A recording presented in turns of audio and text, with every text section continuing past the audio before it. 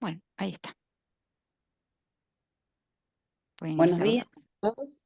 ¿Sí? ¿Arranco? Arrancamos. Sí. Buenos días a todos. Le doy la bienvenida en nombre del GESID, del Grupo de Historia y Epistemología de las Cartografías y las Imágenes Técnicas, un grupo de estudios y de trabajo en el Instituto de Geografía de la Facultad de Filosofía y Letras de la Universidad de Buenos Aires. Este es el primer encuentro de nuestro tradicional ciclo de charlas mensuales, en el que contamos con invitados que nos traen reflexiones sobre sus trabajos, con la intención de pensar colectivamente algunos temas que tenemos en común. Este es el primer encuentro, como decía, de esta edición del 2024, de una actividad sostenida en el tiempo desde el año 2017, lo cual ya en estos contextos en los que trabajamos es bastante, es un montón y estamos orgullosos de eso. Y en esta oportunidad vamos a tener una invitada especial que ahora Marina, la coordinadora del equipo, va a presentar. Por mi parte, quiero agradecerles que están aquí, a los que están participando en simultáneo en este momento y a todos los que después vayan a acceder a esta grabación que vamos a dejar disponible en el canal del instituto y en el canal de YouTube de nuestro propio grupo. Muchísimas gracias. Bueno, yo presento a Marta Santos, que es profesora en matemáticas, física y química, que es licenciada en enseñanza de las ciencias en la UNSAM y además maestranda en la maestría CTS de la UNCI, en donde acaba de presentar una tesis justamente sobre la historia del casleo. Además, es formadora de formadores en el área de física y química en institutos superiores de formación docente y vicedirectora de una escuela secundaria. Así que bueno, muchas gracias Marta por presentar este tema acá con nosotros y podés arrancar cuando quieras. Les cuento para los que no vinieron nunca que la dinámica es que ella va a exponer unos 25 30 minutos como mucho y después le vamos a hacer las preguntas y arrancar la parte del diálogo entre todos. Así que bueno, Marta, cuando quieras, todo tuyo, el público ahí. Escuchando. Bueno, hola, buenos días. Muchas gracias por la invitación, Marina. Muchas gracias a todos por venir. Bueno, voy a tratar de compartir una pantalla para poder empezar a exponer este trabajo. A ver, vamos a ver si la podemos compartir. ¿Dónde estoy acá? Ahí estamos. Vamos a ver si...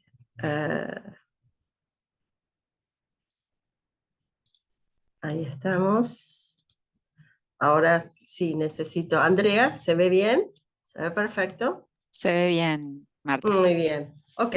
Bueno, como tengo acá las diapos y tengo así como los cambios, bueno, vamos a hablar un poco de un trabajo que son los avances de mi investigación como estudiante de la maestría en el Departamento de Ciencias Sociales de la Universidad Nacional de Quilmes, y presenta los debates, tensiones y conflictos en el análisis de soluciones al problema de la calidad de imagen del telescopio Jorge Sade. Como para poder meternos dentro de la historia de esta problemática. El telescopio Jorge Sade es un telescopio instalado en el Parque Nacional del Leoncito, más precisamente en el Valle de Calingasta, de la provincia de San Juan, instalado por la Universidad Nacional de La Plata en el año 1986.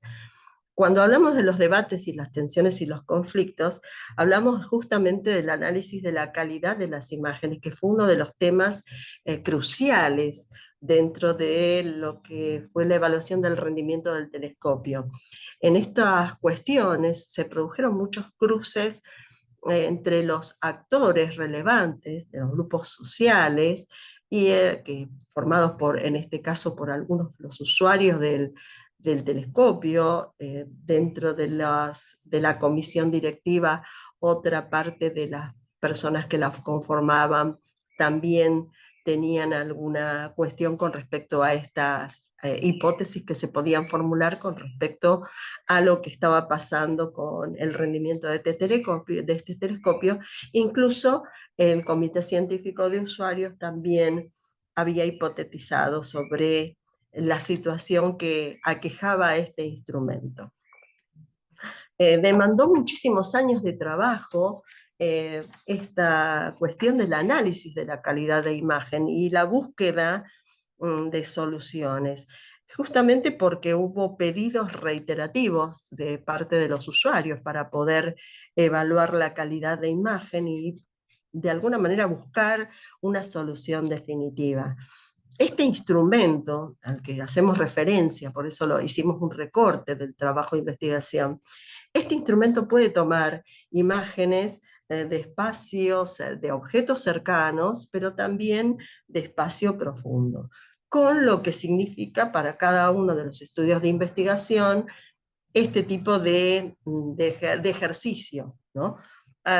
Con respecto a las discusiones sobre la calidad de imagen, siempre se dieron entre los comités directivos y comités científicos de usuarios, en permanente relación con el usuario del telescopio. Acá tenemos una vista de lo que es el telescopio, de la magnitud del equipo. También vamos a hacer hincapié en el tratamiento del problema y de las posibles soluciones, algunas que se pusieron en marcha y otras que no. Pero para poder tener claro esta situación, tenemos que establecer un orden. Primero, entender el periodo histórico por el que atravesó este telescopio.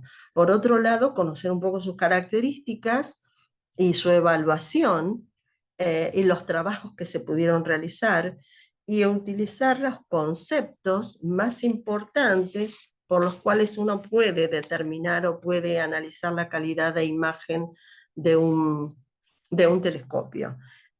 Y por otro, la última parte serían las formas de solución ante este tipo de problemática. Cuando visualizamos el proceso histórico, tenemos una cuestión que rescatar. Este sueño en incubadora de la Universidad Nacional de La Plata nace en 1947 con la idea de instalar un telescopio de gran magnitud en el cordón cordillerano debido a la creciente urbanización que había en la ciudad de La Plata y con ello también el acrecentamiento de la contaminación lumínica. Ya desde 1947, desde la búsqueda del sitio para instalarlo, la puesta en marcha, la construcción y después la puesta en marcha, llevó un periodo muy largo que data de 1947 a 1986. Pero vamos a hacer una salvedad. Después de 1986, el instrumento siguió teniendo problemas con la calidad de imagen. Y no podemos asumir que fuese una sola dificultad, sino que luego de toda la evaluación que se hizo, de leer un poco las actas, de entrevistar a los actores, escuchar cuáles eran sus quejas y poder leerlas, porque estuvieron registradas, pudimos evaluar que no era una cuestión de una sola causa, sino que eran multicausales.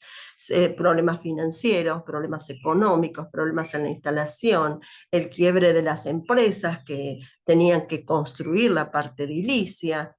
Eso, por todas esas situaciones y dificultades atravesó este telescopio. Ahora vamos a ver un poco las características de este gigante. Esta es una de las fotos que yo saqué en mi viaje al Casleo. Este telescopio es un telescopio de tipo reflector, tiene un sistema óptico Richet-Chrétien, está fabricado por la Bohler & Stevens y tiene una montura de tipo horquilla que nosotros vamos a poder ver acá en la imagen. Esta horquilla sostiene al tubo principal y en el tubo principal, en la parte de la base, se encuentra el espejo primario que tiene una medida de 2,15 metros, más o menos 2.153 milímetros. Tiene una razón focal que a nosotros nos interesa la del espejo primario, de 2,53, y es un cálculo bastante sencillo, porque es medir la longitud que tiene el tubo que va a contener al espejo, dividido el diámetro que tiene este espejo. Esta razón focal nos indica que este telescopio, por su abertura, es muy luminoso. Podemos ver objetos a distancias muy largas, a miles de años luz, a millones de años luz. Vamos a seguir en esta imagen donde tenemos esta estructura, la horquilla, el telescopio y esa base con el eje pesan alrededor de 40 toneladas. Para poder instalarlo, el trabajo fue importante. Y a pesar de lo que pesa, tiene un movimiento muy delicado, que es prácticamente el de la precisión de un reloj, a los efectos de poder ir compensando el movimiento de rotación terrestre. Debajo, acá podemos ver, debajo de la horquilla hay como una sala de control y adentro está el eje que sostiene la horquilla. Ese eje está alineado con lo que nosotros conocemos con el polo sur elevado, es decir, está orientado hacia el polo sur elevado, que sería equivalente a la latitud geográfica del lugar donde se encuentra instalado el telescopio.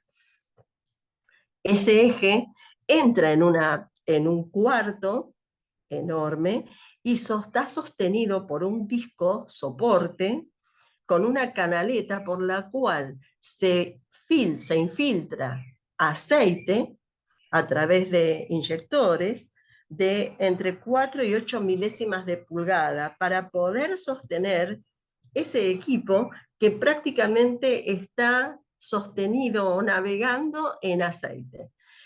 Saliendo de la sala de control, tenemos la parte del sistema mecánico y la montura alineados con la ascensión recta, que es una de las coordenadas ecuatoriales que se utilizan en astronomía.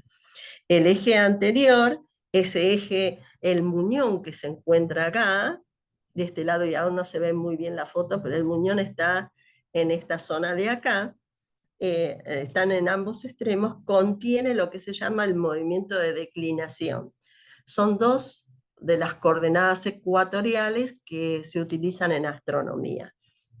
Si seguimos mirando un poquito más, vamos a ver que, en el anterior, acá, el anterior, antes que me olvide, estos tubos que se ven en esta zona de acá, que son plateados, es un sistema de refrigeración del espejo principal.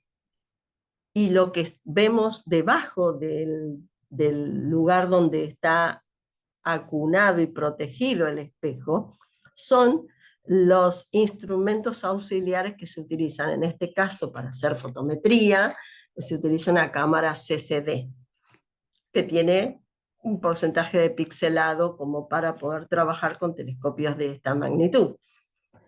¿Cómo funciona y cómo evalúo el telescopio, el Jorge Sade, o cualquiera de los telescopios que nosotros conocemos?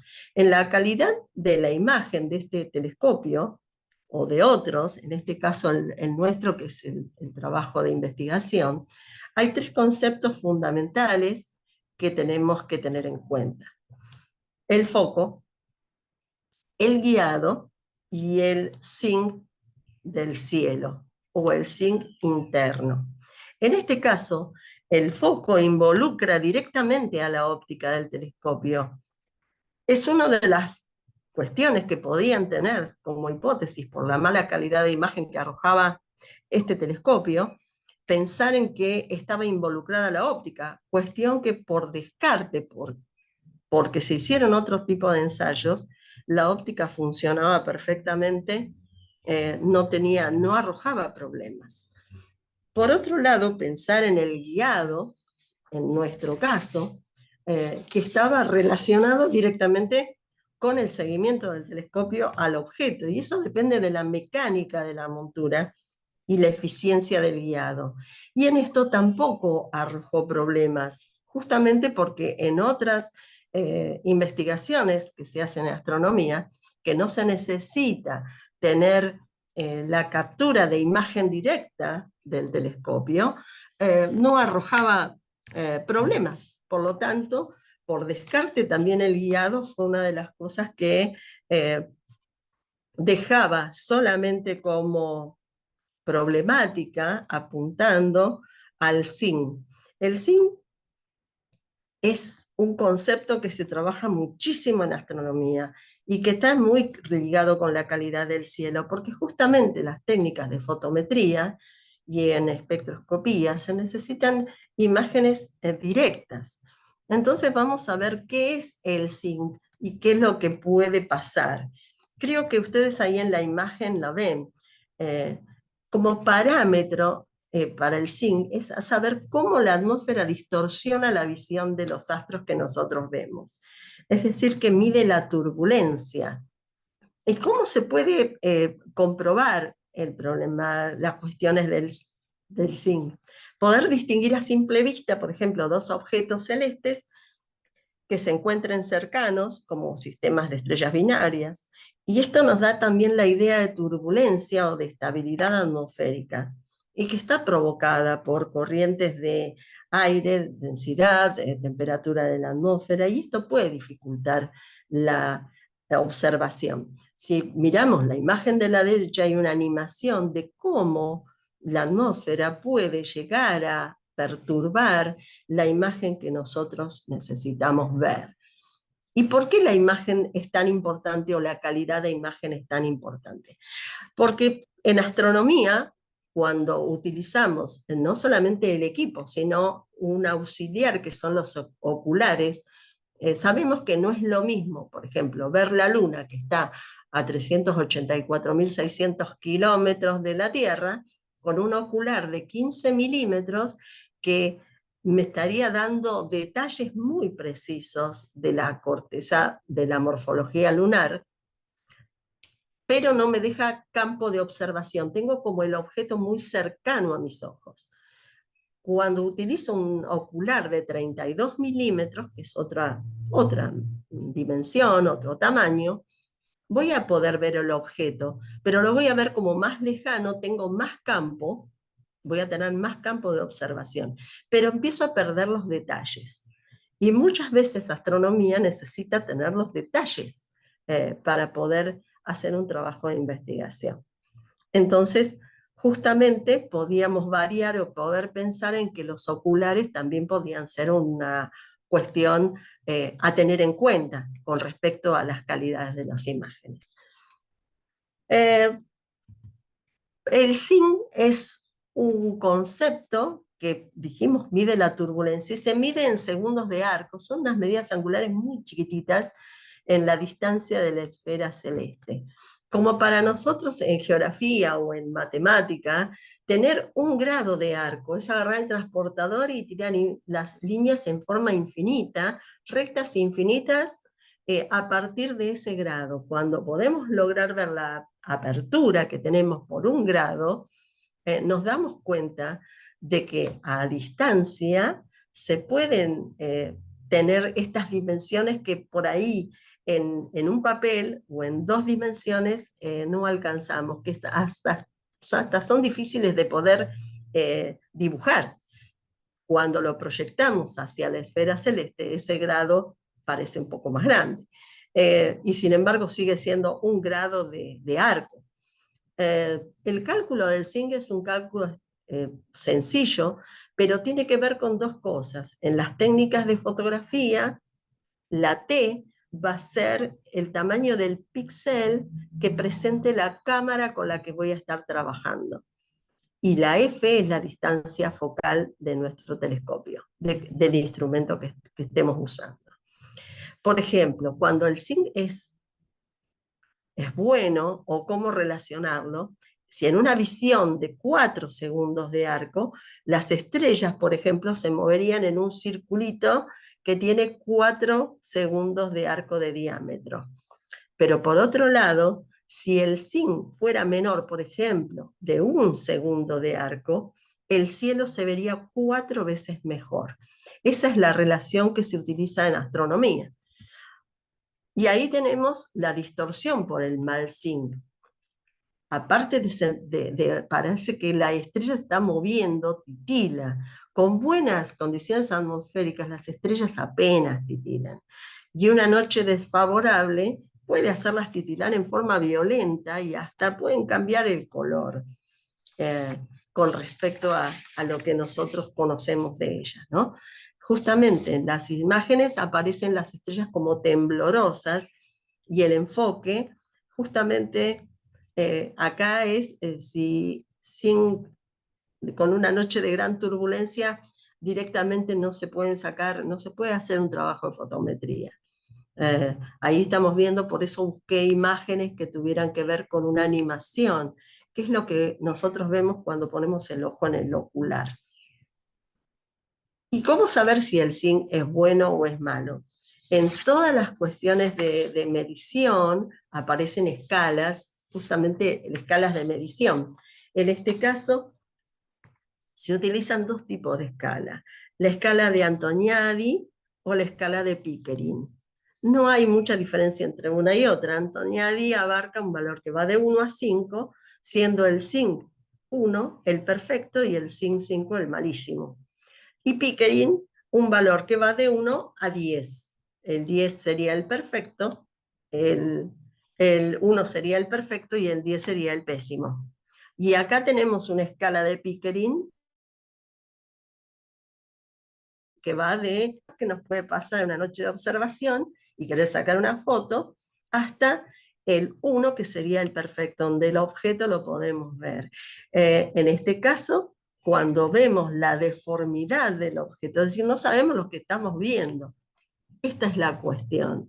Y no podemos hacer una foto porque también la turbulencia hace que en estas cuestiones, en las capas bajas de la atmósfera, nos dificulte la cantidad de fotones que vemos también se encuentran hasta alterados y desviados, y estamos terminando de ver algo que parece una estrella, pero se parece más a un huevo frito que a una estrella, dicen los astrónomos. Por eso lo que se busca siempre es una calidad de zinc óptima.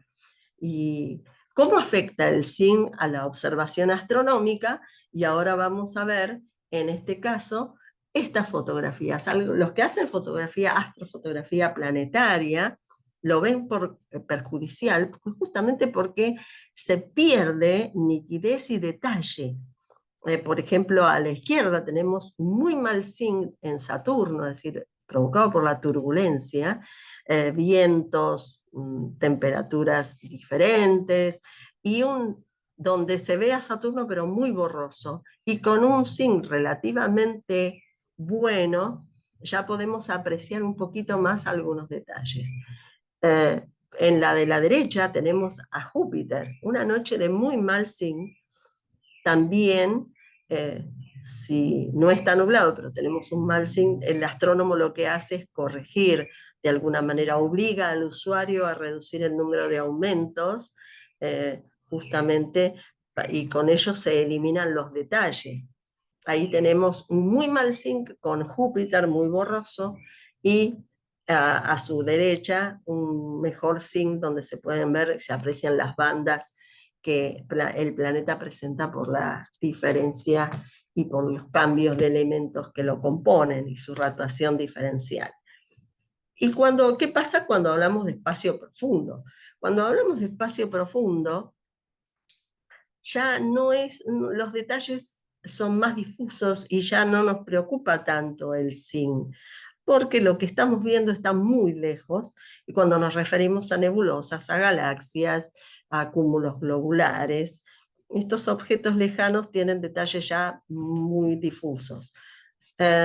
Veamos por dónde sigue esta cuestión, porque todo esto pasó en nuestro telescopio de análisis. Todas estas cuestiones se tuvieron en cuenta, sacaron más de 2000 fotos, 2100 y pico de fotos para poder analizar y comparar con fotos de otros observatorios con telescopios similares para ver dónde estaba el problema de la calidad de imagen. Hay muchas soluciones, pero hay que ver si están al alcance de lo que uno tiene como instrumento. En el caso del Jorge Sade, él ya venía, este instrumento ya tenía un sistema óptico, ya su espejo estaba pulido y no había forma de cambiarlo. Son lo que se llaman, ya los telescopios vienen construidos de esa manera. En cambio hay otros telescopios que tienen ópticas adaptativas justamente para disminuir el efecto de la atmósfera. Son sistemas ópticos que se pueden deformar varias veces por segundo en un tiempo real. Entonces se eliminan un poco la turbulencia de la atmósfera. Se acomoda el propio telescopio al día o a la noche en el que está trabajando. También se utilizan para las soluciones de estas situaciones estrellas cercanas como referencia. Y si no existen, en ese caso se generan, como en el Observatorio del Casleo o en otros observatorios, estrellas artificiales utilizando un láser bastante poderoso. La solución de una óptica adaptativa para el Jorge Sade no iba a ser posible porque el espejo ya estaba pulido, ya estaba construido de esta manera. Había que buscar otras. Y muchas veces esas otras soluciones se transforman en parches sin tener un diagnóstico definitivo. Así que los cruces y las discusiones y los debates de saber si el zinc tenía la culpa, era el responsable de la calidad de imagen, bueno, fue algo así, tenía que ver con el zinc. El problema es que el zinc puede ser externo o interno. Eso también desencadenó otro tipo de debate y otro tipo de adecuaciones, si lo queremos llamar de esa manera, adecuaciones tecnológicas como para que el instrumento pueda rendir con el mejor valor y también tener de alguna manera registrado el zinc del sitio donde se encuentra emplazado el telescopio, como para tener datos comparativos. Dentro del debate que se dio, bueno, se midió el zinc, nunca se había medido desde aquel entonces, desde las búsquedas de sitios, nunca se había medido el zinc del cielo, así que no tenía ni siquiera valor de base. Cuando se toma la decisión de medir el zinc, había que destinar horas de observación de los usuarios a ese registro y compararlo con valores calculados en la zona. Por supuesto que esto trajo algunas discusiones, porque muy cerquita de la ciénaga donde está instalado el Jorge Sade, está el Helen Sawyer Hawks, que es un telescopio canadiense. Y está instalado en lo que se llama el Cerro Burek, está muy cerquita de la ciénaga donde está el Jorge Sade. Y una de las hipótesis era que la diferencia entre el Cerro Burek y la ciénaga podía tener una diferencia de zinc de cielo, cosa que cuando se midieron tanto el zinc en el Cerro Burek como en la ciénaga donde está el Jorge Sade, bueno, no se encontraron diferencias en los valores. Y entonces las preguntas eran, ¿cómo hacemos para tener una buena observación astronómica? ¿Qué tenemos que hacer? ¿A qué se dedica? ¿Qué hacen aquellos que se dedican a la observación astronómica? ¿Y cómo saber si una noche es buena, es mala para la observación? ¿Alcanza con que esté despejado? ¿Cuánto afecta el zinc y la transparencia en nuestras observaciones? Todos estos debates se dieron por más de 25 años. No fue algo que se resolvió de un año para otro. Duraron 25 años de historia del Jorge Sade, desde su idea hasta su instalación, y después de la inauguración siguió el problema de la calidad de imagen y el debate de saber cuál era la raíz del problema. Después de mucha lectura de actas y de buscar muchísima información y tener a los actores relevantes, actores sociales relevantes y usuarios del Casleo dispuestos a contarnos un poco la historia de cómo resolver esta cuestión, llegamos a esta situación. ¿Cómo saber si está bien lo que estamos haciendo y si está si está la construcción está correspondiente, si es la correcta. Si acá tenemos unas imágenes de lo que fueron, lo que son las construcciones y edificaciones de cúpulas de observatorios, en este caso del siglo XIX, y después tenemos algunas del siglo XX. Si ustedes observan, es decir, acá lo que tenemos que eliminar son unas cuantas cuestiones, corrientes de aire de distinta densidad, la temperatura, la turbulencia, hay un montón de parámetros que uno tiene que tomar en cuenta, incluso la edificación donde se encuentran instalados los telescopios. Acá, como la imagen lo muestra, el telescopio del Cerro Tololo es el edificio, la cúpula y nada más. El de Helen Sawyer Hawks, que se encuentra en la parte inferior de la pantalla izquierda, también es la edificación, la cúpula, y no se ve otra cosa. A la derecha tenemos la cúpula del Jorge Sade y un edificio contiguo, muy similar a las estructuras de los observatorios más antiguos. Yo rescaté, con respecto a esto, rescaté un trabajo que hizo el doctor Miguel Ángel Castro Tirado sobre las arquitecturas de los observatorios y los instrumentos, el funcionamiento de los instrumentos. Para el astrónomo, importa poco el detalle de la estructura edilicia y de lo coqueta que se vea. Tiene que ser funcional justamente para el trabajo que se hace dentro de un observatorio y para el telescopio. Bueno, los edificios contiguos, dice Castro Tirado, que provocan una falta de homogeneidad térmica, lo cual hace dificultoso cualquier tipo de corrección, justamente porque el tránsito de este calor que se genera dentro de los edificios empieza a distribuirse a lo largo y a lo ancho de toda la edificación. Esto también lo que hace es perjudicar justamente la temperatura del propio telescopio, que también por lógica tiene su propia temperatura, por eso tiene sistemas de refrigeración de espejo, para que no se empañen. Obviamente una de estas cuestiones afectó a nuestro telescopio Jorge Sade, justamente porque perjudicó al instrumento. Justamente por eso hubo que buscar maneras de reducir la turbulencia dentro de la cúpula, que fue otra de las hipótesis con las que se trabajó.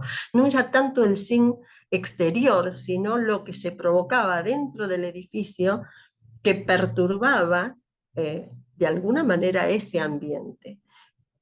Por eso se instalaron estos tubos que veíamos en el telescopio como sistema de refrigeración del espejo primario, pero no alcanzó. Hubo que colocar sistema de refrigeración en todo lo que es la sala y la sala de control, justamente para tener mejor temperatura y para tratar de homogeneizarla.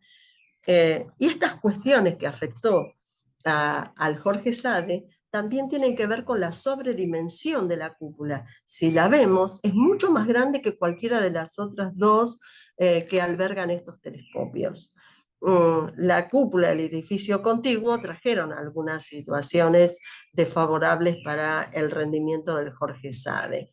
Y la conclusión a la que pudimos llegar es que corrigiendo la ventilación y la climatación de la cúpula, se pudo corregir muchísimo la calidad de imagen del Jorge Sade, y actualmente algunos observatorios ya incluyen el sistema de climatización o ventilación, justamente para equiparar las temperaturas, con tener sumo cuidado de lo que son las fuentes propias de calor dentro del edificio.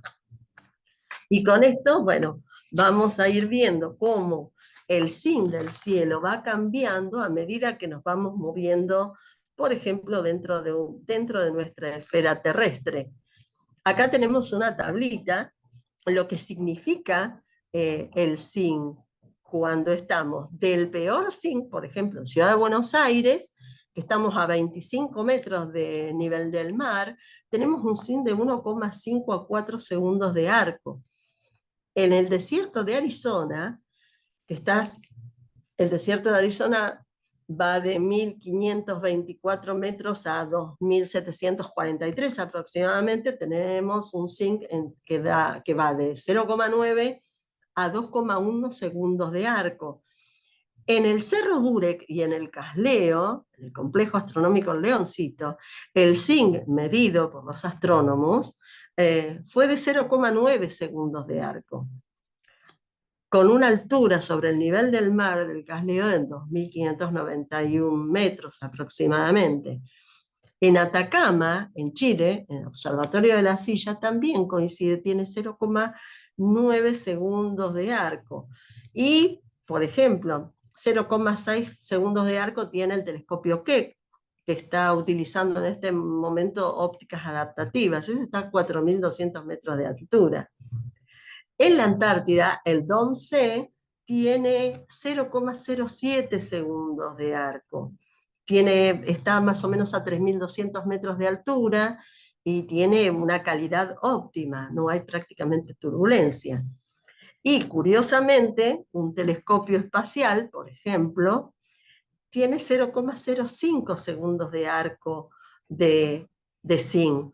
El telescopio Hubble, que está a 593.000 metros, 593.000 metros sobre el nivel del mar, para compararlo, ponemos que podríamos resolver, por ejemplo, dos bichitos de luz, dos luciérnagas, una que están en Tokio, las podríamos ver desde Maryland separadas. Y con esto, bueno, es un poco terminar en la historia de este Jorge Sabe, que tanto trabajo le dio poder corregir esta calidad de imagen, y lo importante de rescatar es el trabajo que hicieron los usuarios y los astrónomos para que este proyecto desde 1947 al día de la fecha siga caminando y siga mejorando. Y esto es, bueno, con respecto a calidad de imágenes técnicas especialmente, que en astronomía es lo que más utilizamos. Bueno, no me queda nada más que agradecer y abierta a las preguntas que yo pueda contestar. Gracias.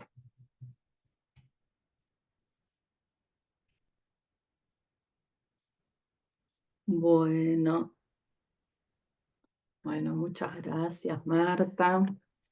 Gracias, Marta. Muy buena presentación. Gracias. Es un trabajo, es investigar un poco, bueno, el tema del zinc, ¿no? Que fue, en definitiva, lo que quedó como discusión instalada por muchos años. Buenísimo. Marta, ahí tenemos ya una primera pregunta. Yo también tengo, pero como ya te diste muchas durante la escritura de tu tesis, vamos a dejarlo a Maximiliano y a los demás que quieran preguntar. Dale, Maxi. Bueno, muchas gracias, Marta. Muy linda. Hola, Maxi. Me gustó mucho.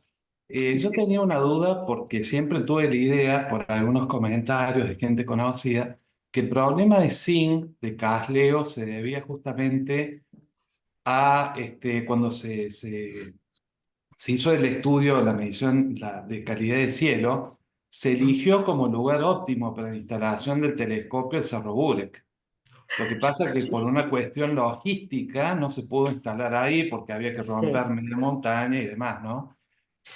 Por eso vos en una parte lo mencionás, pero la pregunta mía es si la conclusión a la cual vos llegaste después de toda esta investigación que hiciste es que el problema de calidad de cielo, por lo que se esperaba o la expectativa que se tenía, se debe justamente al ruido intrínseco, ¿no es cierto? O sea, al tema, no estoy hablando de ruido intrínseco de óptica, ni de guiaje, calaje, ni nada de eso, sino al tema de la templanza de los instrumentos y al problema estructural de la cúpula con ese edificio contiguo al lado. ¿Es esa, digamos, la conclusión? ¿Cómo se vería esto? ¿O también está el tema de la elección del sitio, ¿no? En particular del Cerro Burek. Bueno, ahí tenemos como muchas preguntas en una. Cuando vos empezás a hacer la investigación en el Casleo y empezamos a buscar el tema del sitio, ya desde el vamos tenemos una cuestión que ya vos la conocés. 1947, proyecto en incubadora, 1986, instala un telescopio.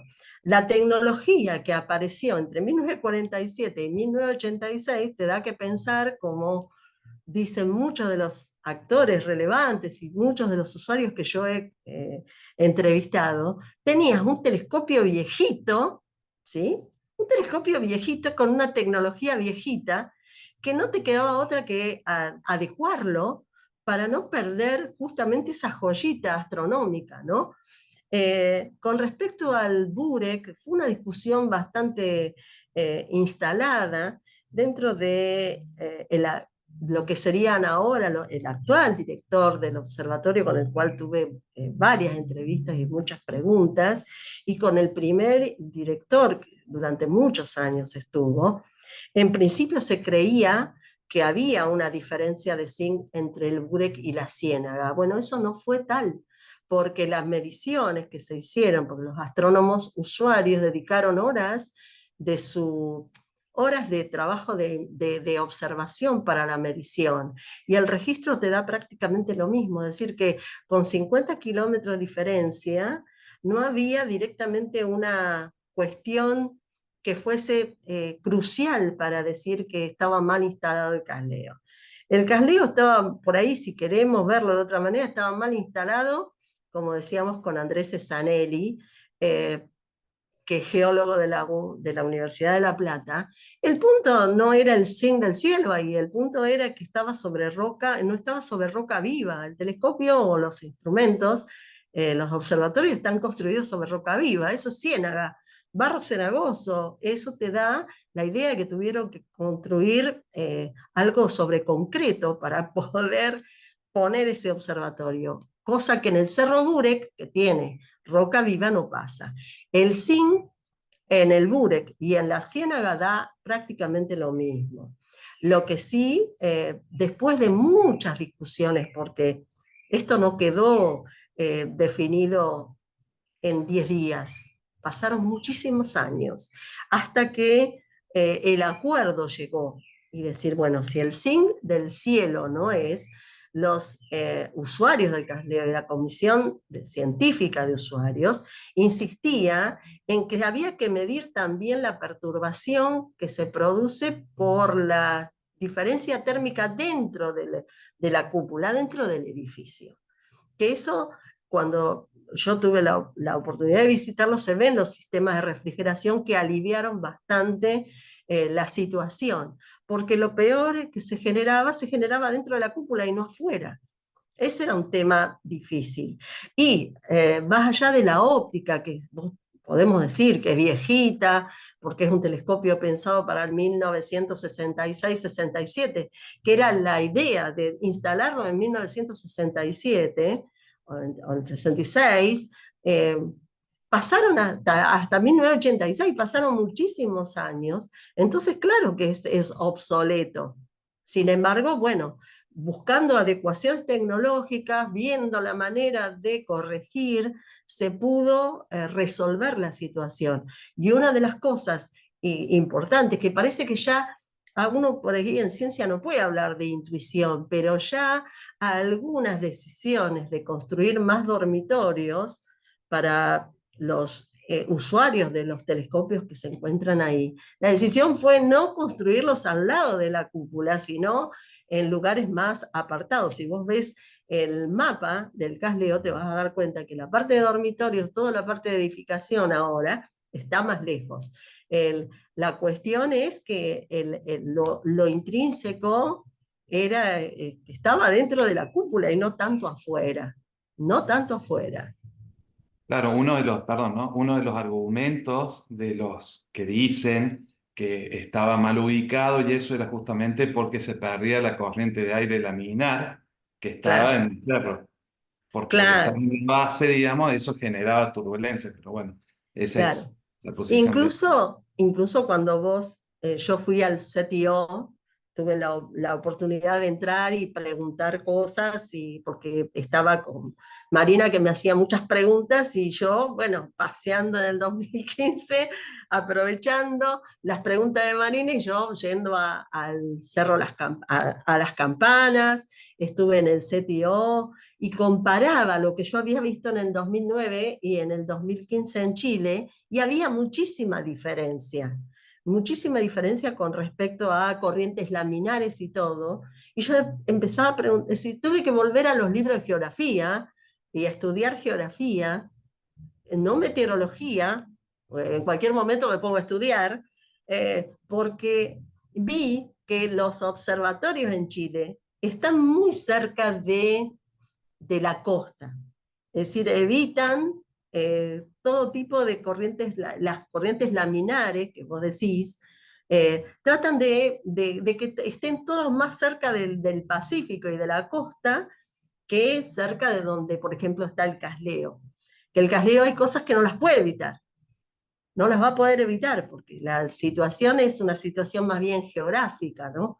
Yo estuve averiguando un par de cosas más del zinc, porque es como, para mí fue como, era como tener es una espinita, ¿no? Y justamente esto de las corrientes laminares, hay un par de estudios y ya estuve buscando, ¿no?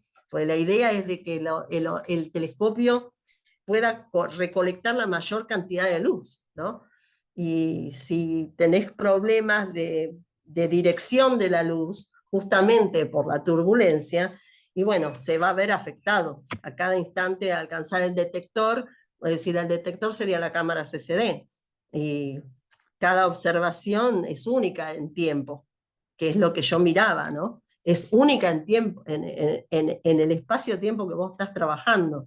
Y en ese caso, si vos tenés problemas de la luz que proviene de los objetos, está distorsionada por la atmósfera, es un problema constante, ¿no? Y esto parece que se produce porque tuve que agarrar la meteorología, que no es mi fuerte tampoco, tuve que agarrar un poco los temas de las corrientes y que sé que la distorsión aparece en las capas más bajas de la atmósfera. Eso lo estuve leyendo, porque dije, bueno, en función de un telescopio que es profesional, ¿no? En función del mío, yo sé que puedo ver con turbulencia, pero bueno, apunto por ahí a objetos lejanos, entonces no se nota tanto. Pero el que hace por ahí astrofotografía, y en especial la fotometría, si vos tenés perturbación en las capas bajas, vas a tener un problema técnico serio. No podés hacer, ese día no vas a poder hacer tu trabajo, como dicen los astrónomos, ese día no sale. Tenés que esperar un día mejor. Y el problema es que en un observatorio de servicios, cuando vos perdés tu turno, tenés que esperar otro turno y que te coincida el objeto que querés ver también con el buen tiempo y con el buen zinc que puedas tener ese día, ¿no? Que no tengas turbulencia. Bien. Muchas gracias. De nada, Maxi. Acá deja un mensaje Tomás Haddad, que se tuvo que ir, que dice que estuvo muy interesante el trabajo que presentaste, que bueno, infelizmente se tiene que ir, que pide disculpas y que manda saludos.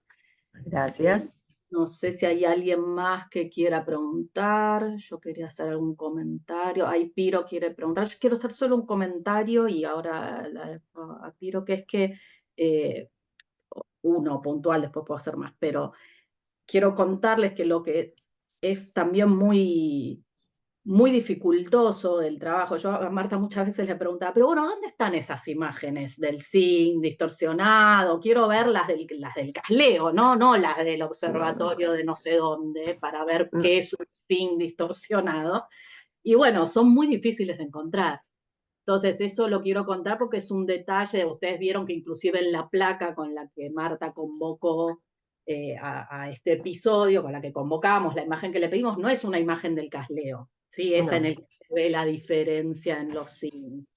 Entonces ese es un detalle de la investigación ya no astronómica, sino histórica, digamos, que dificultó mucho algunos aspectos de, bueno, poder entrarle más, digamos, a la descripción de los defectos específicos, ¿no? De la calidad de esta imagen. Era un detalle que no lo mencionaste en la exposición, pero que es importante Sí. decir, ¿no?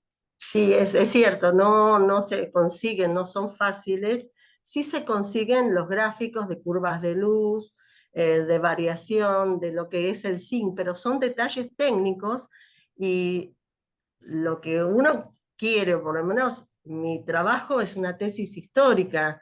No, el detalle técnico, el gráfico de una curva de luz no es lo que yo necesito mostrar, porque te Claro, voy a o mostrar inclusive puntitos.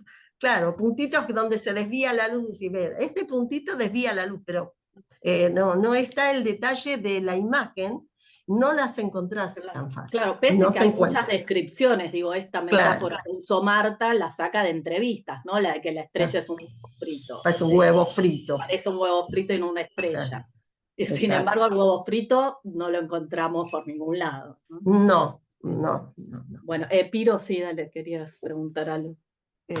Sí, de hecho, digamos, este último comentario me resultó muy interesante. Marina sabe por qué, porque, a ver, cuál es la necesidad de ver imágenes en vez de cálculos matemáticos, etcétera, derivados de esas imágenes que, bueno, como decís, son como prueba que tiene que ver con la calidad del zinc.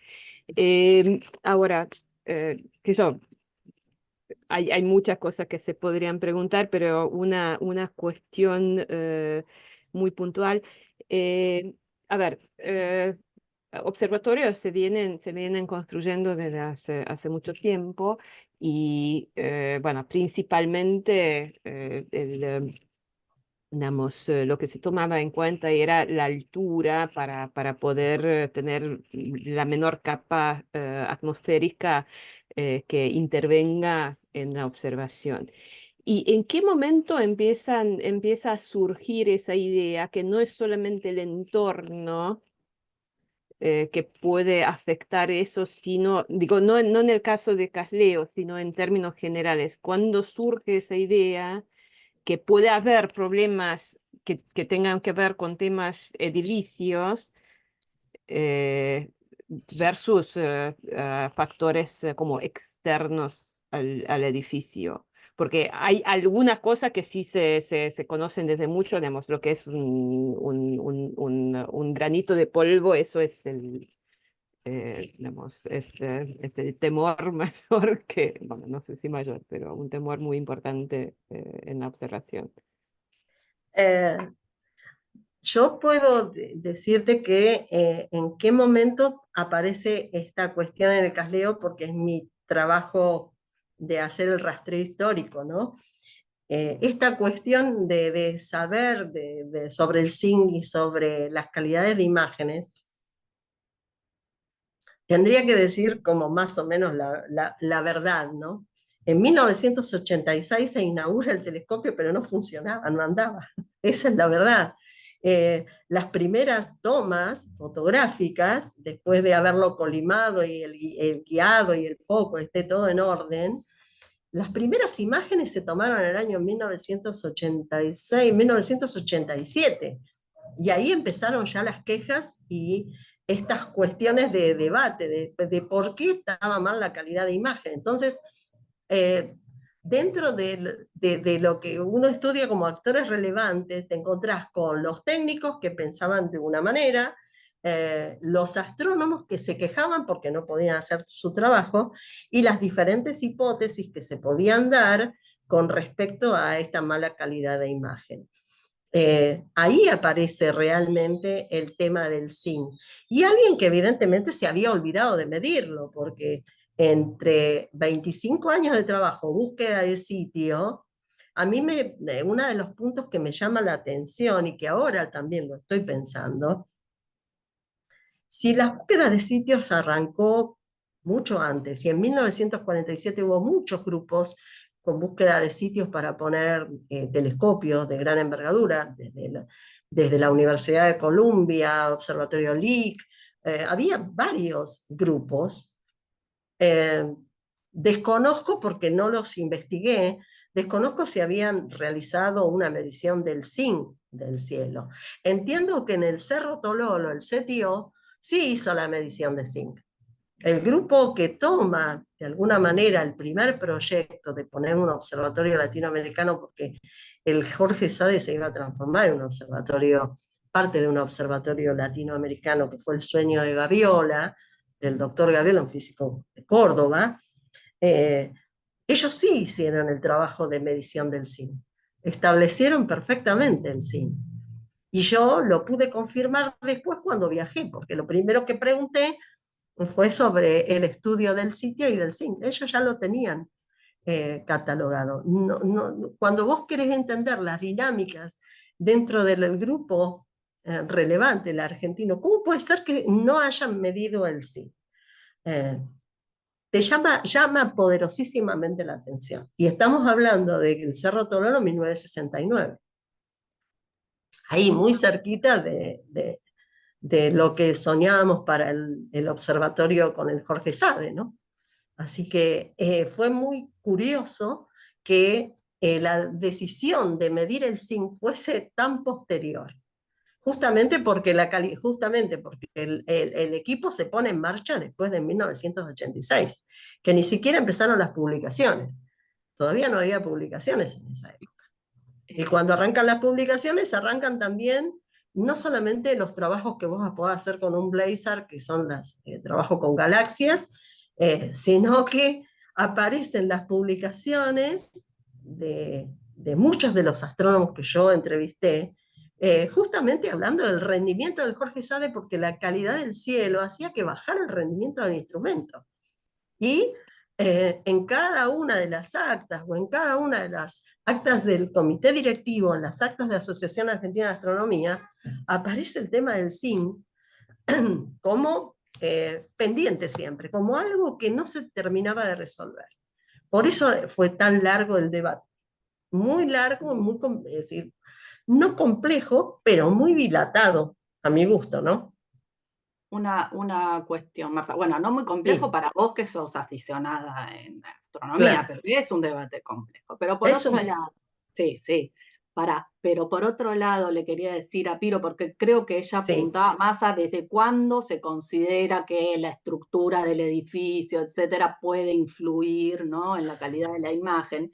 Y eso desde el siglo XIX, es decir, Del siglo XIX. cuando se cambian las estructuras de los observatorios, ¿no? Y hay un caso clásico, es todos los debates en el Observatorio de París sobre dónde poner los instrumentos. Los instrumentos. Sí, sobre si es más importante la estructura arquitectónica o la parte ingenieril asociada, ¿no?, a la construcción de la cúpula, etc. Desde ahí ya se sabe que hay muchas discusiones en torno a los basamentos de los edificios sobre dónde poner los instrumentos, el tema de la aislación, etc. Ya son discusiones del siglo XIX, que son en realidad extensiones también de las discusiones sobre si conviene que estén en la ciudad por la cuestión de la contaminación lumínica, etc., pero también por la cuestión de las vibraciones propias de las ciudades. Exacto. Entonces, esas discusiones ya son de larga data. Estaban instaladas. Sí. Claro. Curiosamente, rastreando y un poco contestándole a Piro, cuando nosotros yo rastreo al observatorio, al gemelo del Jorge Sade, que está en el Kitt Peak, resulta que la edificación, el plano de edificación, no es el mismo, no coincide el del observatorio Kitt Peak con el que recibe los planos que recibe el Jorge Sade. Así como muy curioso todo, ¿no? Y sabiendo esto, no se entiende tampoco por qué se toma la decisión de seguir construyendo si ya el debate estaba instalado y sabíamos que la solución de no poner un edificio contiguo, iba a colaborar para que el rendimiento de este telescopio, fuese mejor. No se entiende por qué siguieron adelante con esa construcción.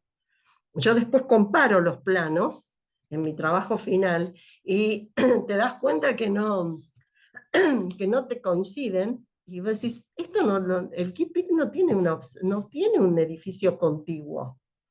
No sé si se lo quitaron, si decidieron no construirlo, pero no lo tiene. No lo tiene. Y la cúpula del Kitt-Pick es mucho más pequeña que la del telescopio de Jorge Sabe. No está tan sobredimensionada. Es mucho más chica. Lo cual hace que vos también reduzcas la perturbación y estas cuestiones de temperatura dentro del observatorio, ¿no? Dentro de la cúpula. Pero también es un detalle muy curioso. No, los planos el Kitt-Pick datan de 1900 y algo, pero el Kitt-Pick no tiene edificios contiguos. Así que es como todo muy así como muy raro, el por qué sigo adelante con algo previendo y sabiendo, ¿no? Incluso cuando vos haces el rastreo histórico, sabés que hay la gente que se hace cargo de la gestión del observatorio conocía los observatorios de gran magnitud, se sabía cómo operaban y cómo era la edificación y cómo tenía que ser. Y no se entiende bien cómo se llega a esta situación tan compleja, que en definitiva sí tiene un debate complejo, ¿no? Por ahí yo lo miro desde el aficionado, pero esto, si algo se resuelve en poco tiempo, tendría que ser justamente en menos años y no en 25, ¿no? O cuando se da el debate de la calidad de imagen, en 1986, 1987, y estamos en el 2009 y seguimos con problemas de calidad de imagen. Es decir, como que tanto tiempo lleva el debate, las hipótesis, las mediciones, y bueno, y el pedir también por ahí especialistas para que le hagan un diagnóstico al instrumento, y tener muchos de los actores, claro, muchos de los actores defendiendo que el instrumento no tenía problema. Bueno, no sabía que era el Así que esto de las posturas, por ahí un poquito duras, ¿no? Con respecto de unos con otros, bueno, negar totalmente esto de que el instrumento tenía el problema, y que para qué hacer un análisis del instrumento si sabíamos que no tenía problema, pero resulta que era el dicho de alguien, no era una demostración de que el instrumento no tenía problemas.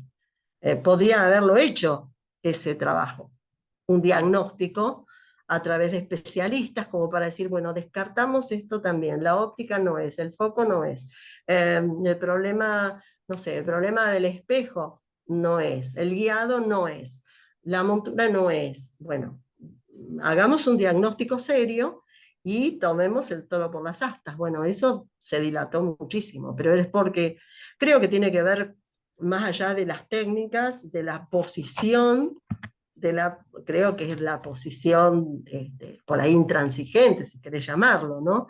O dura de algunos de estos actores relevantes, que te dicen una cosa y bueno, se mantienen firmes en esa cuestión, y las comisiones en definitiva no lograron su cometido, ¿no? Que era el pedido de un diagnóstico serio por parte de astrónomos especialistas, ¿no? En el tema. Así que lo de la parte de edilicia ya se conocía. Lo que no se entiende es cómo llegamos a una edificación de ese tipo, sabiendo que te trae problemas la turbulencia y lo que sería la poca homogeneidad térmica dentro de la cúpula, ¿no? Como para seguir discutiendo. Sí, ¿no? sí, Porque, tuvieron 25 años discutiendo, imagínate que no y más. acá. Y más también. Sí, También más eso, también. por qué todo ese tiempo, ¿no? Y por qué tanta discrepancia en torno al origen del problema, que siempre igual tenemos que tener en cuenta, y esto vale para todos los que hacemos historia de las imágenes técnicas, ¿no? Que acá pasa algo que a veces naturalizamos, pero que es que en realidad estas comparaciones entre imágenes siempre son entre imágenes que no vemos directamente, ¿no? Que son imágenes mediadas por instrumentos, en el cual, bueno, la imagen que uno quiere alcanzar es aquella que se consiguió con otros instrumentos en otros momentos, ¿no? Claro. Es básicamente eso, ¿no? Y bueno, el tema es que por ahí, si uno lo piensa desde lo que es el arte, tenés tenés una forma de pensar la astronomía artística, si querés, pero en el caso de la astronomía a nivel de investigación, y se les complica, realmente se les complicaban los trabajos de investigación, y esto no tiene solamente un hilo conductor. Hay mucha red dentro de cada uno de los usuarios que tiene que dar respuesta a la investigación que presentaba. Es decir, el Jorge Sade recibe, la gestión del Jorge Sade recibe los proyectos de los usuarios, dice, bueno, quiero hacer, no sé, fotometría. Bueno, necesito, ¿qué instrumentos necesito? Se analiza el proyecto y se ve la situación. Quiero hacer fotometría, bueno, necesito esto, una cámara CCD de tantos píxeles, este instrumento, bueno, entre técnicos y astrónomo en residente, que fue otro tema también que se trató, ponemos los detectores, arreglamos todo el equipo, técnicos, tenemos todo listo para que el astrónomo pueda hacer su trabajo. Pero ¿qué pasa si la calidad de tu imagen no es buena?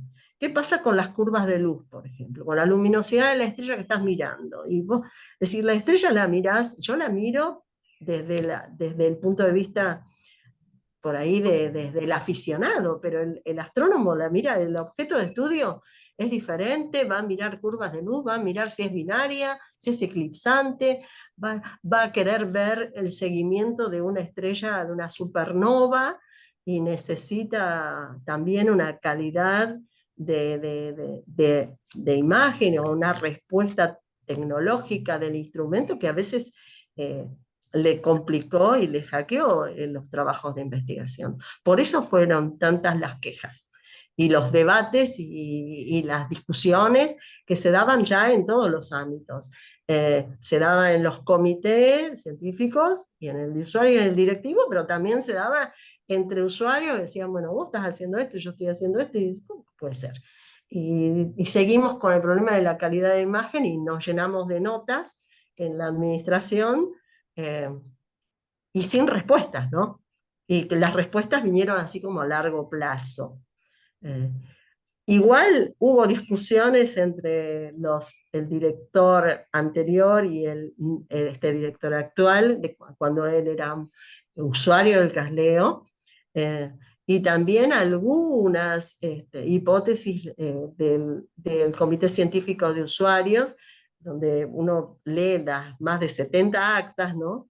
Hay como 50 del directivo y 70 del Comité Científico de Usuarios, donde dice fulanito de tal está promoviendo o está de alguna manera proponiendo eliminar todo tipo de perturbación dentro de la cúpula. Ya hay alguien que está, primero eliminemos toda la perturbación climática, por decirlo de alguna manera, o atmosférica dentro de la cúpula para poder analizar algo. Alguien ya estaba viendo un poquito de luz y por dónde a lo mejor tenía que estar la solución.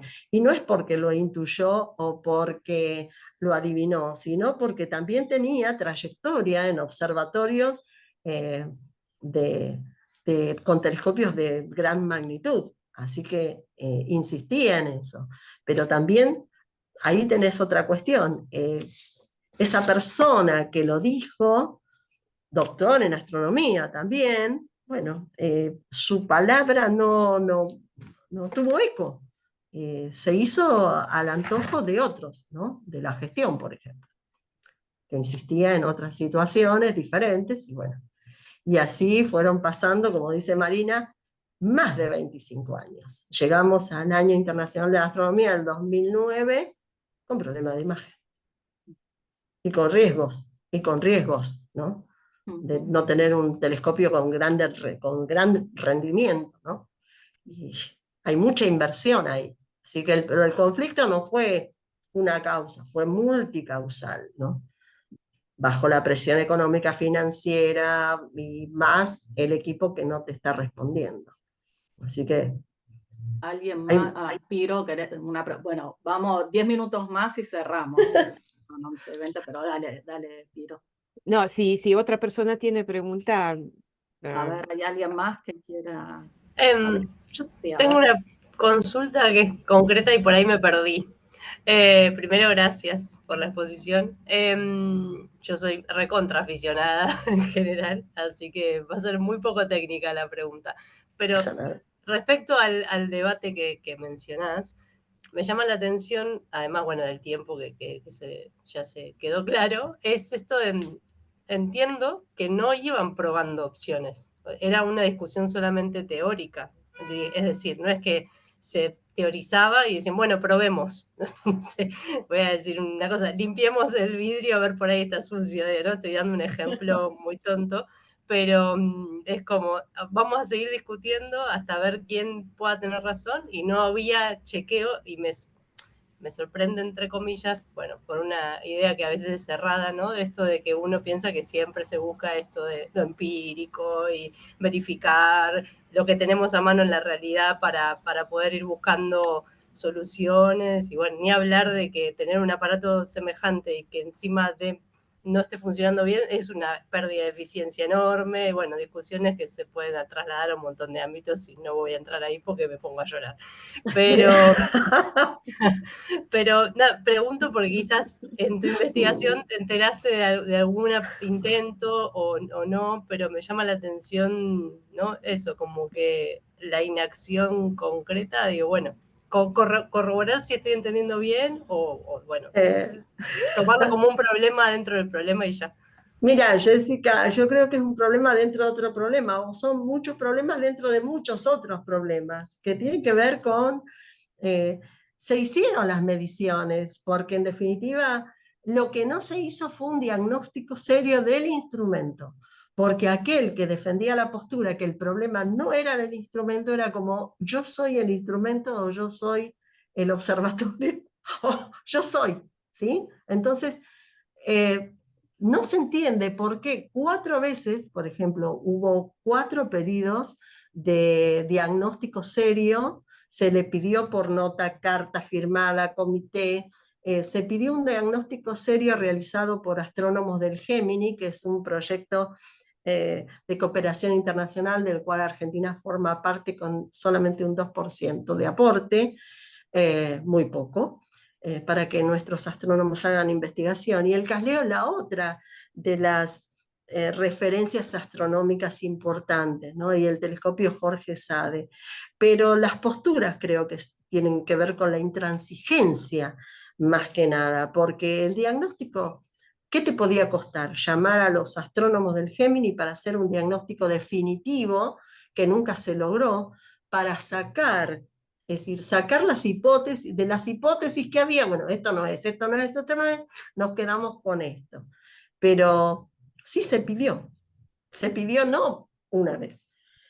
Llegamos al 2009, al Año Internacional de la Astronomía, y el CASLEO, en lugar de mostrar todo su potencial, terminaba corriendo hasta el riesgo de cerrar el servicio por cuestiones financieras económicas, y con la imagen del Jorge Sade todavía con problemas, que hasta, es decir, tiene que ver con, creo que cuando uno analiza la parte, es muy intersubjetivo el espacio de discusiones, ¿no? Tiene que ver con las posturas más que con las técnicas, ¿no?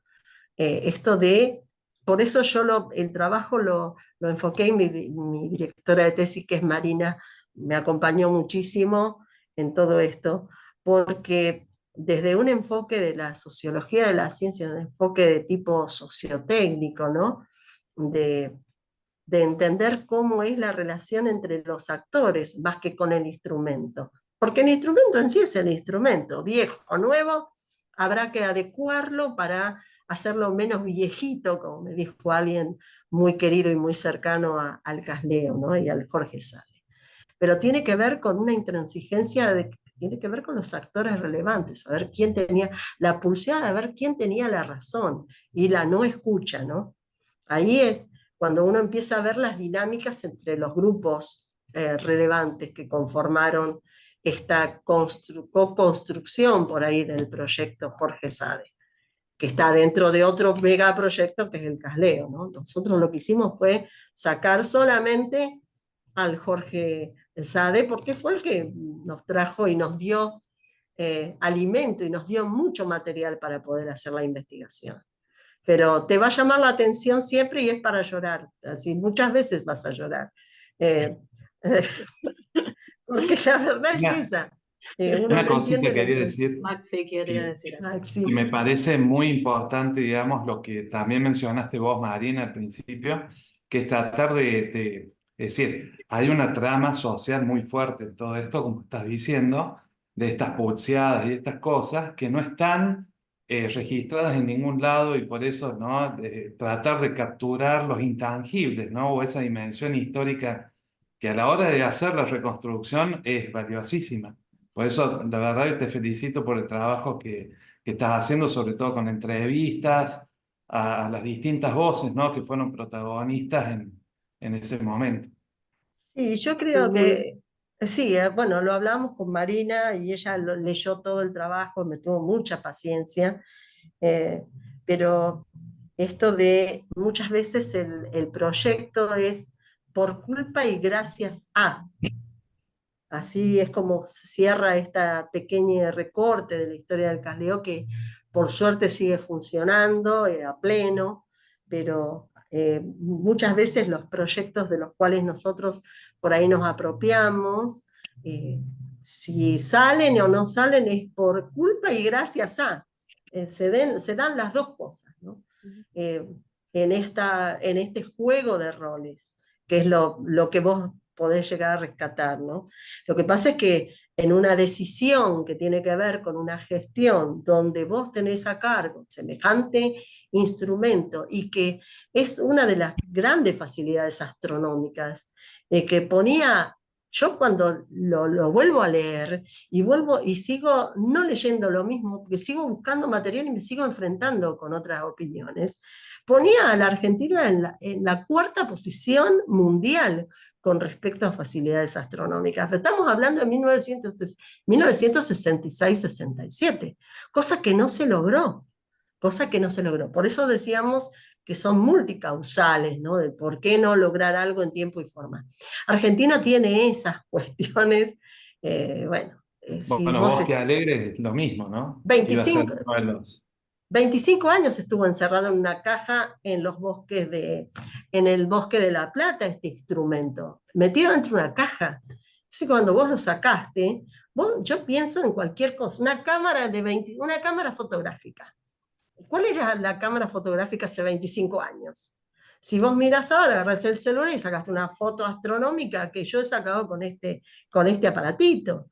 Incluso hay astrónomos de la Universidad Nacional de La Plata que hacen fotografía astronómica con celular. Y decir, dame la marca del celular. La trayectoria de la tecnología esa que estás usando va a pasos agigantados.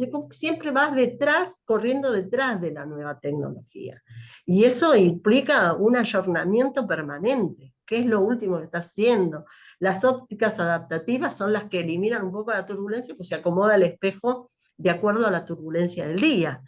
Cosas que en el caso del Jorge Sade eso no lo íbamos a tener, porque ya estaba pulido el espejo, era una óptica determinada y de ahí tenés que empezar a jugar con otras cosas, ¿no? Yo puedo resaltar dentro de todo esto los astrónomos y los técnicos que trabajaron, ¿no? que sumaron ideas al proyecto y le buscaron la vuelta para poder sacar este instrumento adelante y que empiece a dar buenos resultados. Considerando, como digo yo, vos tenés que considerar, o tenemos que considerar, que esa óptica es del año 1969, ¿sí? 66, ponele. Se construyó, el espejo se construyó rápido, el problema fue instalarlo, y por ahí atravesó la tecnología. Y vos, Maxi, te das cuenta, me decís, ¿y qué pasó acá? Y pasó la vida, pasó la historia, y la historia de la mano con la ciencia y la tecnología que te afecta a un instrumento que vos querés poner después de 25 años y pretendés que su rendimiento sea el actual, ¿no? El de un telescopio actual, cosa que no iba a pasar nunca, ¿no? Por eso es para Jessica, que ella dice que es aficionada, no es llorar sobre los bueyes perdidos, es tratar de buscar puntos de luz dentro de una trayectoria del Jorge Sade y decir, bueno, no fue todo tan malo. No es una relación amor-odio, pero no todo fue tan malo, porque en definitiva todavía sigue en pie, no está cerrado, ¿no? No está cerrada su historia. Pero bueno, el telescopio hay que optimizarlo para que no caiga solamente que como sabemos, en un telescopio de práctica para un estudiante, sino que pueda dar lo máximo de rendimiento, ¿no? Para investigación. Bueno, justo rápido quería Digo, hacer sí, una cerremos. preguntita. Sí, No, preguntita no, comentario. está bien. Bueno, lo que me hubiera interesado, que bueno, justo mencionaste el avance de la tecnología, si se consideró en algún momento usar el procesamiento de imágenes, que por lo menos para algunos propósitos, algunas aplicaciones pueden mejorar la calidad. Y obviamente tiene sus límites, pero digo, eso hubiera sido mi pregunta, si eso se consideró Sí, en su... igual después te las contesto, pero Sí, en el grupo, pero sí hay, se trabajó sobre procesamiento, se utiliza mucho el IRAF, es un software especial para sí, por eso. astronomía, justamente para el apilado de datos. Yo no lo uso, lo usé en la CONAE para mapeo satelital, Ujú. pero el apilamiento de datos hace que vos puedas corregir Sí, sí, sí, partes de las imágenes, te quedás con las mejores tomas y después por el programa apilás los datos y sale. Sí, eso sí se hizo, se hizo. Ah, bueno. Pero bueno, en algunos... Aprovecho esta instancia para invitarlos al workshop que vamos a hacer el 15 y el 16, donde vamos a seguir debatiendo estas cuestiones, ¿no? Que es un taller sobre materialidad de las imágenes para quienes trabajamos justamente con imágenes técnicas, que se va a hacer en la Facultad de Filosofía y Letras los días 15 y 16 de mayo, en donde todo el grupo del GESIT, incluido, ahí veo que Rocío levanta la mano, pero Rocío, estamos como cerrando ya, ahora te doy 2 minutos de palabra, pero ahí vamos a estar todos debatiendo estas cuestiones. Además, Marta después, dentro de muy poco ya defiende la tesis y vamos, ahí se ¿Por ponen... qué tenés que Bueno, hablar? me defienda también, después vamos a poder expandir la difusión, ¿no? de su investigación, que es muy buena, muy larga, y que contempla muchas de las cuestiones que acá estuvieron mencionando con muchísimo más detalle, así que bueno, agradecerle nuevamente a Marta. Rocío, ¿querés decir algo para cerrar más? Hice la pregunta ahí en el chat igual, como No la escuché que ya vi. estábamos cerrando, pero no, es sobre, me dijeron que levante la mano, entonces hoy estoy como muy obediente, así que levanté la mano. No me aparece tu mensaje. Bueno, no, solo quería más información, me interesó mucho todo lo que puedo escuchar, así que me interesa poder leer un poco la investigación que hizo Marta. La verdad es que yo justo empecé esta carrera de astronomía este año, así que me interesa un poco más todavía. Eso nada más cortito, y que me interesó. Sí, Me interesaron los debates y los cruces que hay. Sí, Eso es como, no es el tentempié, es la comida fuerte. El plato fuerte de la tesis son los debates, las discusiones. Sí, así que después la hacemos circular, ¿sí? Sobre todo sí. bueno, nuestro grupo, pero más allá también al que lo pida. Así que bueno, queremos agradecer. Carla, no sé si quieres decir algo específicamente, pero si no, cerrar simplemente. Agradecer a Marta por haber venido, por haber hecho la presentación. En medio sabemos que está recontra ocupada con todas las cosas que tiene y tuvo que suspender algunas cosas para estar acá, así que le agradecemos un montón. Y bueno, nos vemos. Ahí Sí, Carla. puse en el chat. Sí, no, puse en el chat. Tengo problemas con la cámara y Bueno. yo también. Espero que me escuchen bien, pero puse en el chat que me había parecido una excelente presentación y sobre todo me gustó mucho el debate, muy activo, que no siempre ocurre con esta fluidez, con preguntas tan específicas. Creo que fue muy útil para todos, además de preguntas de curiosidad. En mi caso, que toco completamente de oído, me resultó muy instructivo, aprendí un montón. Pero creo que además a los que sí tienen formación en esto, me parece que les cundió mucho en la comunicación. Siempre quiero resaltar esto, que está bueno de los encuentros, que el hecho de que se presenten trabajos que están en curso y que no están cerrados habilitan a intercambios muy productivos y muy fructíferos. Así que los felicito a todos y en lo personal estoy agradecidísima. Gracias. Buenísimo. Bueno, Andrea, podemos cortar entonces la grabación, si te parece.